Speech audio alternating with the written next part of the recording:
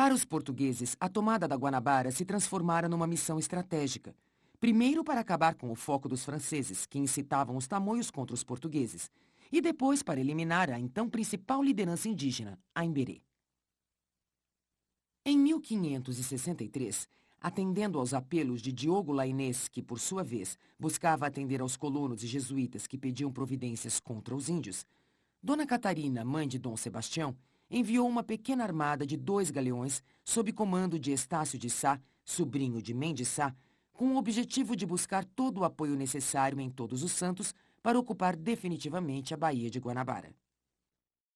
Sabendo que uma armada rumava para ocupar a Baía de Guanabara, a Imbirê ordenou a construção de pequenas fortificações em pontos estratégicos da Baía. Tamoios de diferentes tribos se concentraram no Rio de Janeiro para dar combate aos portugueses. Juntara-se também à armada dos portugueses a tribo Temiminó, que vivia no atual Espírito Santo e cujo chefe era Araribóia, antigo inimigo dos tupiniquins. Araribóia fora batizado como Martim Afonso, trajava-se como europeu e colocara sua tribo a serviço dos portugueses, sendo considerado como Tibiriçá, traidor da causa tamoia. Após permanecer um tempo na Bahia, preparando-se para a invasão, Estácio rumou com os novos reforços para o sul. Chegando ao Rio de Janeiro, Estácio de Sá colocou-se na entrada da Baía de Guanabara e ordenou que as canoas Temiminós fizessem um reconhecimento dentro da baía. No meio da baía foi avistada uma nau francesa, que foi abordada e apreendida sem resistência, pois seus tripulantes encontravam-se em terra. A nau desarmada estava cheia de suprimentos como vinhos, queijos e carnes. Estácio de Sá apossou-se da nau francesa. As canoas Temiminós constataram ser impossível desembarcar no litoral, completamente ocupado pelos tamoios armados e prontos para a batalha. Diante disso, Estácio resolveu bater em retirada e esperar reforços que chegariam de São Vicente. A armada de Estácio era composta por uma nau capitânia, o navio de carreira Santa Maria Nova, o galeão São João, um bergantim vindo como reforço de São Vicente, vários pequenos barcos armados por Mendes Sá na Bahia, a galeota de Paulo Dias Adorno, irmão de José Adorno, e várias canoas das tribos Temiminó, Guaianá e Carijó. Apesar do grande número de barcos, após uma reunião, decidiu-se que não era tático o desembarque, ou seja, o confronto direto. Estácio percebeu uma área desocupada pelos índios, uma pequena península chamada de Morro Cara de Cão. Voltaram então para São Vicente para buscar mais reforços e preparar melhor a invasão. Estácio tinha um plano. Ali, no Cara de Cão, seria o ponto D para o desembarque. Ao ver os barcos partindo, os tamoios deram seu grito de guerra, acreditando que os portugueses haviam fugido. Enquanto as tribos festejavam, o conselho permaneceu apreensivo. Eles sabiam que os portugueses não desistiriam tão facilmente.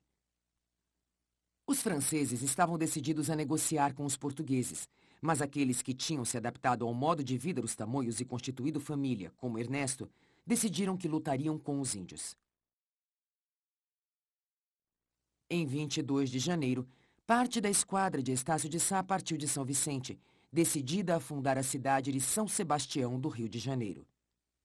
Os barcos menores chegaram à Ilha Grande e, como tiveram que esperar pelos outros barcos, as provisões diminuíram, o que levou um grupo de mamelucos e indígenas a entrar pela floresta em busca de caça. Nesta expedição, além de alimento, eles também descobriram uma pequena aldeia Tampai. Como os guerreiros estavam ausentes, ela foi facilmente tomada e destruída.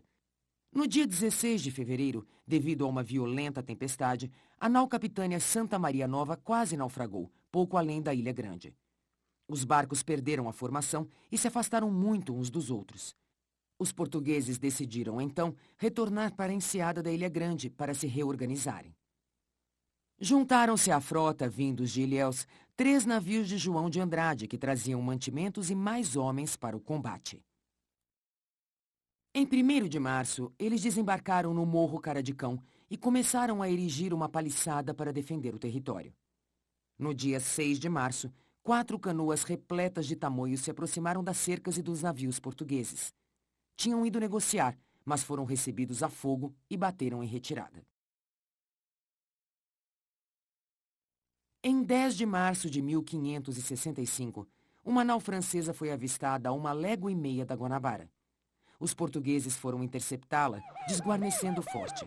Aproveitando a brecha, 48 canoas tamoias fizeram uma investida contra o forte, mas um dos galeões portugueses retornou rapidamente dando cobertura. A nau francesa foi abordada pelos portugueses e a tripulação, exceto pelos que se atiraram no mar, foi feita prisioneira juntamente com o comandante. Estácio decidiu negociar a libertação do comandante caso ele aceitasse persuadir seus pares a abandonar os tamoios e retornar a salvo para sua pátria, a França. Feito isso, os franceses em terra, que eram pouco mais de 30 homens, aceitaram abandonar a luta, salvo alguns que, como Ernesto, estavam ligados por laços de sangue aos tamoios. Aproveitando que a maioria dos barcos portugueses escoltava a nau francesa até a saída da barra, 28 canoas tamoias atacaram o forte, mas fracassaram. Os portugueses resistiram durante 2 anos em contínuos confrontos com os tamoios. Vendo-se fortalecidos em sua posição, os portugueses passaram a ofensivas mais audaciosas, atacando as plantações tamoias para roubar mandioca e outros produtos da terra. Matavam e expulsavam os pequenos grupos encontrados. Tendo a informação de que 3 navios franceses estavam em Cabo Frio, Aimberê pediu a Ernesto que fosse lá a fim de negociar um plano de ataque aos portugueses, em troca de algumas dezenas de carregamentos de pau-brasil. Ernesto trouxe de volta o apoio do comandante da frota francesa. Eles acreditavam que, com tal apoio, conseguiriam bater os portugueses. Os tamoios, então, organizaram uma ofensiva, pois contavam com a artilharia francesa dando suporte às suas investidas. Mas a frota francesa não estava preparada para a luta. Além dos navios não estarem em formação de combate, a nau capitânia foi na frente, distante das outras, e logo foi atingida por um tiro dos portugueses. Os tamoios ainda tiveram que ajudá-la e, à força de remos, rebocaram-na para fora da baía. As outras 2 conseguiram escapar da artilharia portuguesa, mas, para a decepção dos tamoios, não dispararam um tiro sequer, indo estacionar no meio da baía para depois abandonar a Guanabara e a guerra que não era deles. Mesmo assim, Aimberê resolveu atacar. Levou todos os seus melhores guerreiros, que foram recebidos pela pesada artilharia portuguesa que guarnecia o forte.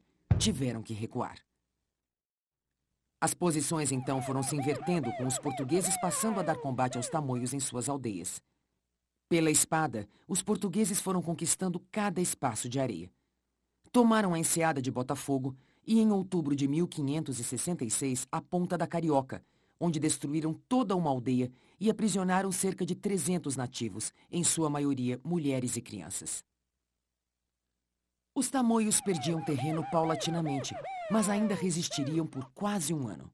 A esquadra de Belchior Azeredo toma a ilha de Paquetá, matando todos os índios ali aldeados e seu bravo chefe Guaixara.